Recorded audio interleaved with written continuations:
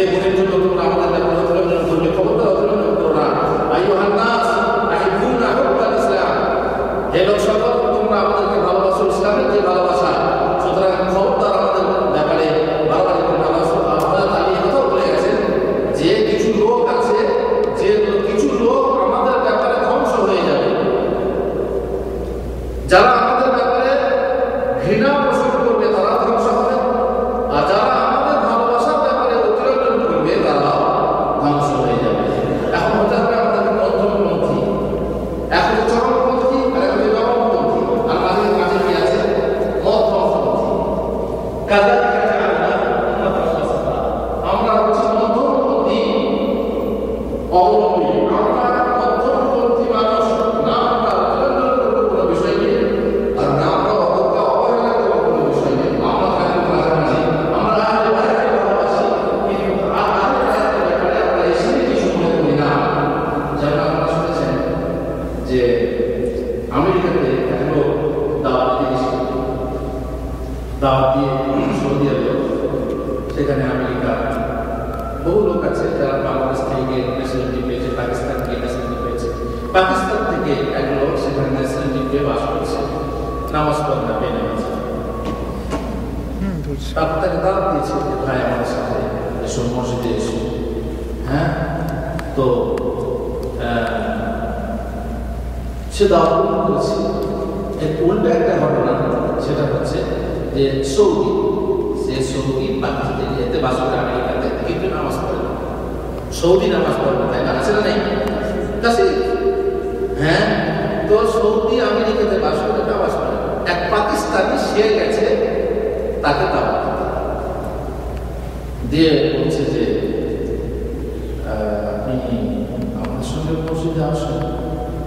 তখন সে রেগে গরম হয়ে থুতু মেরে দিয়েছে, গায়ে থুতু মেরে দিয়েছে। তখন সেই থুতু নিয়ে বলছে আওলাদে রাসূলের থুতু। সেই থুতুটাকে মোহাম্মদের সাথে গায়ে মেখে নিয়ে কি বলেছে, আওলাদে রাসূলের থুতু। তার মানে প্রত্যেক সৌদি আওলাদে রাসূল, ধারণা ঠিক না?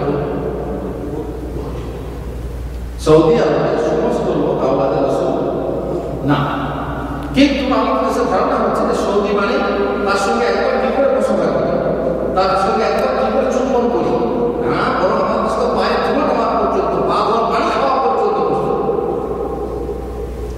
এইভাবে তারা বাড়াবাড়ি করে, অতিরঞ্জন করে, তার শরীর স্পর্শ করে কিভাবে নিজের গায়ে স্পর্শ করবো, এইভাবে এমনকি আলাদা রসুন না হলেও আমাদের দেশে দেখতে বিশ্বাসের অবস্থা, তাদের পা দিয়ে পানি খাওয়া হয়, মহিলারা মাথা চুল দিয়ে সাহেবের পা ছিঁড়ে দেয়, আরো কত রকম বুদ্ধি আছে, কত রকম মানে তাজিম ব্যবস্থা আছে।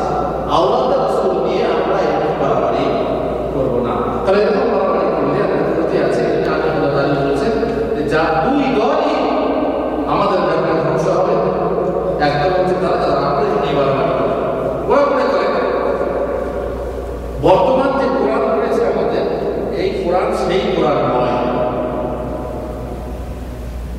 আসল যে কোরআন, সেই কোরআন হলো ফাতিমি কোরআন, যেটা হযরত ফাতেমার কাছে ছিল। এবং সেই কোরআন আপনারা শুনেছেন, কোরআন তো একটা 30 পারা, 40 পারা নয়, 60 পারা নয়, 90 পারা, আপনারা শুনেননি? অনেকে মনে করে কোরআন 30 পারা নয়, আরো বেশি। কেউ বলে 40 পারা, কেউ 60 পারা, কেউ বলে 90 পারা। আছে তো বাকি কলমে কলমে সেগুলো হেফাজত আছে, গোপন আছে। ওরা বলে এই কোরআন সেই কোরআন নয়, কারণ আল্লাহ নবী সাল্লাল্লাহু আলাইহি ওয়াসাল্লাম কিছু ইলম আহলে বায়াতকে খাস করে গেছেন, গোপন করে গেছেন। আমরা কি মনে করি যে আল্লাহ রাসূল সাল্লাল্লাহু আলাইহি ওয়াসাল্লাম কোনো ইলমকে গোপন করে গেছেন? কোনো ইলম গোপন করে যান। ইয়া আইয়ুহার রাসূল বাল্লিগ মা উনজিলা ইলাইকা ওয়া ইন লাম তাফআল ফামা বাল্লাগতা রিসালাতাহ। তোমাকে যা তোমার কাছে যে ওহী করা হচ্ছে সব পৌঁছে দাও, সব জানিয়ে দাও। যদি না করো তাহলে তুমি তার রিসালাত প্রচার করলে না, পৌঁছালে না। অথচ আমরা বলছি কি কিছু জিনিস আলীকে গোপন করে গেছে। অথচ আলীকে জিজ্ঞাসা করা হচ্ছে যে আলী, আপনাকে কি আমাদেরকে বাদ দিয়ে কোনো বিষয়, কোনো ইলম আল্লাহ নবী খাস করে দিয়ে গেছেন? আলী তিনি বললেন, না, কোনো জিনিস আমাদেরকে খাস করে দিয়ে যাননি, তবে হ্যাঁ আমার এই তীরদানে যা আছে, একটা কাগজ বের করে বললেন এই তীরদানে কি কি আছে সেটাও বলে দিলেন, যে কি ধরনের জখম হলে তার কি জরিমানা আছে, তারপরে উটের প্রথম উঠে কত সরকার, এই সমস্ত কিছু কথা আছে, যে কথাগুলো পরবর্তীকালে তিনি সব ভুলে গেছেন, প্রকাশ হয়ে গেছেন। তার মানে খাস ভাবে কোনো জিনিস, কোনো কোরআন, কোনো অংশ তাদের কাছে ছিল না, যাকে আমাদের দেশে বাতিনি ইলম বলা হয়।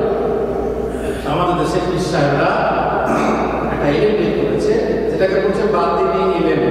এই হুজুররা বাতিনি ইলম জানে না। এই হুজুররা পুকুরের উপরে শাপলা পাতার মতো, বানানি পাতার মতো ভেসে আছে, তারা গভীরে ডুব দেয় না, গভীরে কি আছে জানে না। আর ওরা জানে, ওরা গভীরে ডুব দিয়ে জানে, বাতিনি ইলম জানে। আর এই হুজুররা শুধু কোরআনের পাতা নিয়ে ঘুরে ঘুরে, বানানি পাতা, এ হচ্ছে শাপলা ফুলের যে পাতা থাকে না, ভেসে আছে পানির উপরে। এই কোরআন হাদিসের জ্ঞান হলো পানির উপরের জ্ঞান, আর আসল হচ্ছে বাতিনি ইলম, গুপ্ত ইলম আছে, সেই গুপ্ত ইলম পানির ভিতরে আছে। এই হুজুররা জানেন না, এসব জানে পীর সাহেবরা। যদি কেউ বিশ্বাস করে মুসলমান থাকবে, কেমন মুসলমান থাকবে? ইন্নাল্লাযীনা ইয়াকতুমুনা মা আনজালনা মিনাল বায়্যিনাতি ওয়াল হুদা মিন বা'দি মা বায়্যানাহু লিন-নাসি ফিল কিতাব উলাইকা ইয়াল'ানুহুমুল্লাহু ওয়া ইয়াল'ানুহুমুল লা'িনুন। আমি কিতাব অবতীর্ণ করার পর যদি কেউ তা গোপন করে, তাহলে তাদের উপরে লানত, তাদের উপরে অভিশাপ, সমস্ত মানুষের অভিশাপ। সুতরাং আল্লাহর নবী এই অভিশাপে শামিল হতে পারেননি। হযরত আলী বা ফাতেমা এই অভিশাপে শামিল হতে পারেন না। অন্যান্য আওলাদের রাসূলের অভিশাপে শামিল হতে পারেন না, যে সমস্ত মানুষকে বাদ দিয়ে কিছু ইলম বা অনেক ইলম নিজের মধ্যে গোপন করে রাখবেন, মানুষের মাঝে প্রচার করবেন না, এটা হতে পারে না। হাদিসে আছে যে ইলম সম্পর্কে জিজ্ঞাসা করা হবে, তো সেই গোপন রাখবে, তাকে কিয়ামতের দিনে লাগা পড়া হবে। কিসে লাগা? কিয়ামতের দিনে লাগা পড়া হবে। কিসে লাগা? আগুনের লাগা। আগুনের লাগা পড়া হবে। সুতরাং কোনো ইলম গোপন নেই, সব প্রকাশ হয়ে গেছে, কোনো বাতিনি ইলম কিছু নেই। ওই শিয়াদের ইমামদের কাছে কোনো বাতিনি ইলম নেই, যত আছে সব দাবি, কেবল দাবি, ভুয়ো দাবি, এবং সেই দাবিতে নিজেদের গর্ব প্রকাশ করে, আর সুন্নিদের উপরে তার নিজেদের প্রাধান্য প্রকাশ করে। আমরা এই বৈঠক থেকে যেটা শিখলাম সেটা হচ্ছে কি, যে আহলে বায়াতকে নিয়ে যেমন শিয়ারা বাড়াবাড়ি করে আমরা বলবো না, তবে আহলে বায়াতকে আমরা ভালোবাসবো এবং খুব ভালোবাসবো, নিজেদের সন্তান থেকে বেশি ভালোবাসবো, কিন্তু তাদের ভালোবাসা